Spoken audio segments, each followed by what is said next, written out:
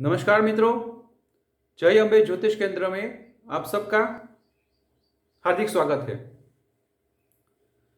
मित्रों, आज का जो हमारा विषय है वो है विवाह में देरी होने के कारण। क्यों विवाह आपका देर से होता है?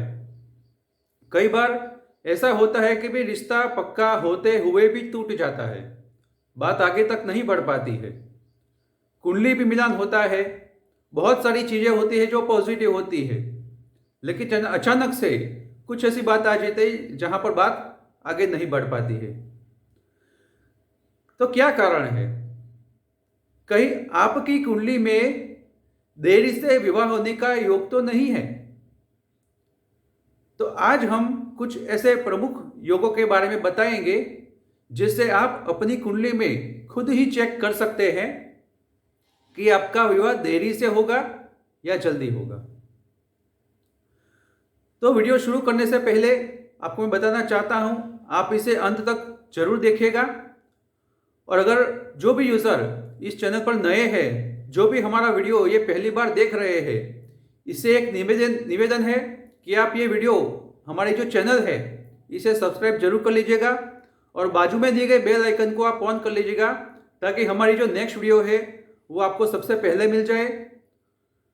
और इसे लाइक और शेयर भी जरूर करिएगा ताकि जो ये जानकारी है और लोगों के साथ भी आप साझा करें ताकि उनको भी ये जानकारी मिले। विवाह में अगर देरी होती है तो उसमें प्रमुख कारक माने गए हैं, वो है शनि। अगर समझिए कि शनि आपके लग्न स्थान में बैठा हुआ है तो सीधी सी बात है, इनकी जो पूर्ण दृष्टि जो है वो आपके मैरिज के स्थान के ऊपर पड़ेगी, आपके दाम्पत्य जीवन के स्थान के ऊपर पड़ेगी। तो वहां पर आपका विवाह जो है वो देरी से होता है। सप्तम भाव में मंगल का बैठना, यहां पर भी विवाह देरी से होता है। ज्यादातर आज तक मैंने देखा हुआ है कि अगर आपका विवाह जल्दी भी होता भी है तो कुछ ना कुछ ऐसी प्रॉब्लम आ जाती है जहां पर दाम्पत्य जीवन जो है वो अच्छा नहीं चलता है या फिर आगे जाकर विवाह आपका ब्रेक भी होता है।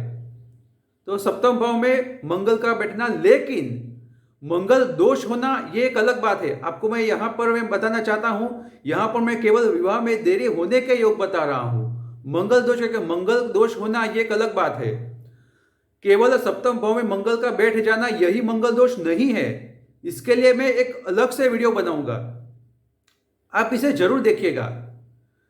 लेकिन शास्त्रों में ऐसा कहा गया है कि अगर किसी भी तरह से गुरु की दृष्टि पड़ती है तो भी मंगल का दोष परिहार हो जाता है, वो भी कम हो जाता है। कई ऐसे योग है जिसमें मंगल का दोष कम हो जाता है या फिर वो होता ही नहीं है। तो ऐसे जो भी योग है मंगल दोष के बारे में, इसके लिए मैं एक और वीडियो बनाऊंगा। आज हम यहां पर देखते हैं विवाह में देरी होने के कारण कौन से ऐसे योग है जिसके कारण आपका विवाह देरी से होता है।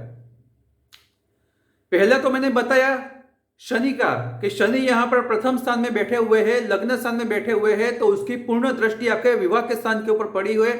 तो शनि है विवाह में देरी करवाते हैं, क्योंकि शनि एक ऐसे अकेले ग्रह है जो सबसे लंबा समय एक राशि में रहते हैं, 2.5 साल तक एक राशि में वो रहते हैं। इसका प्रमुख कारण ये है। दूसरा, अगर शनि आपके पंचम स्थान में बैठे हैं तो भी उनकी तीसरी जो दृष्टि है वो आपके विवाह के स्थान के ऊपर पड़ेगी, तो भी आपका विवाह जो है वो देरी से होता है। अगर समझिए कि शनि आपके 10वें भाव में बैठा हुआ है तो भी उसकी 10वीं दृष्टि आपके विवाह के स्थान के ऊपर पड़ेगी, तो भी आपका विवाह जो है देरी से होता है। या तो फिर आपके सप्तम भाव के जो अधिपति है, सप्तम भाव में कौन सी राशि आपकी वो आप देख लीजिए। मैं यहां पर 12 राशियों के जो अधिपति है, मालिक है, वो आपको मैं बता रहा हूं।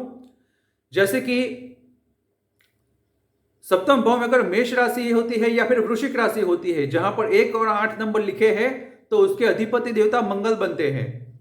अगर आपकी कुंडली में वृषभ राशि या फिर तुला राशि बनी हुई है, जैसे कि 2 और 7 नंबर लिखे हैं, तो उसके अधिपति बनते हैं शुक्र। तो उसके साथ या तो फिर मिथुन या फिर कन्या राशि, तो अगर समझे कि 3 नंबर या फिर 6 नंबर आपके सप्तम भाव में लिखा हुआ है तो उसके अधिपति बनते हैं बुध। कर्क राशि, तो उसके अधिपति बनते हैं चंद्रमा, उनकी दूसरी और कोई राशि नहीं है, केवल एक ही राशि है। अगर सिंह राशि है तो उसके अधिपति बनते हैं सूर्य। कन्या का तो मैंने बता दिया, तुला का बता दिया, वृश्चिक का बता दिया। अब आगे बात करते हैं हम धन राशि और मीन राशि, यानी कि 9 नंबर और 12 नंबर, इसके अधिपति देवता गुरु बनते हैं।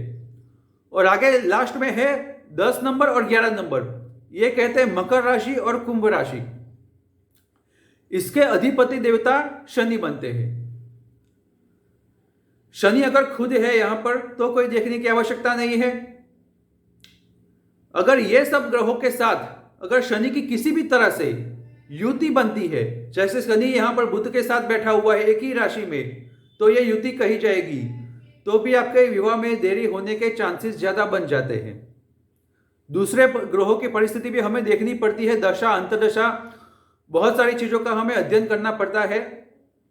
लेकिन ये एक प्रमुख योग है, एक फैक्ट है यहां पर शनि के कारण।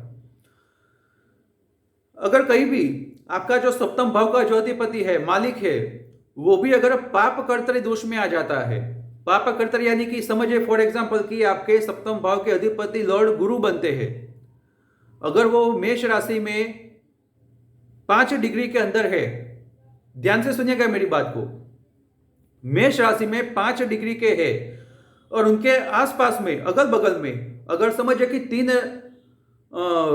3 अंश के केतु बैठे हुए हैं और यहां पर 7 अंश के शनि बैठे हुए या फिर 8 अंश के शनि बैठे हुए हैं, तो यहां पर भी आपका जो गुरु है वो पाप कर्तरी दोष में आया हुआ है, तो भी आपका जो विवाह है वो देरी होने के कारण यहां पर एक योग बनता है।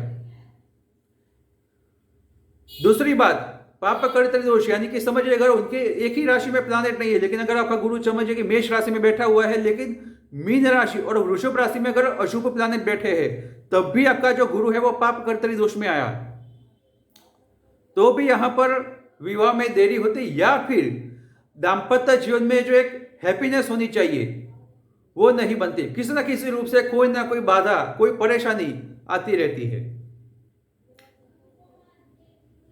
सप्तम भाव में मंगल का बैठना या फिर मंगल की दृष्टि पड़ना, यह भी विवाह में एक देरी करवाता है। अगर सप्तम भाव के अंदर अशुभ ग्रह जैसे कि खास करके राहु की अगर दृष्टि पड़ती है या फिर राहु बैठे होते हैं, तो विवाह में देरी होने का एक प्रमुख कारण यह होता है कि आपके पास रिश्ते तो आते हैं, लेकिन अब सही डिसीजन नहीं ले पाते हैं कि यहां पर रिश्ता मुझे करना चाहिए या फिर नहीं, या फिर आपके साथ छल कपट कोई फ्रॉड होने के चांसेस ज्यादा बनते हैं किसी भी तरह से। जैसे कि समझिए कि अगर आपने यहां पर अपना जो डेटा है वो सामने वाले का डेटा में कुछ ना कुछ कमियां होती है या फिर कुछ डेटा उधर उधर किया जाता है, आजकल ऐसा भी होता है, ऐसा भी फ्रॉड होता है।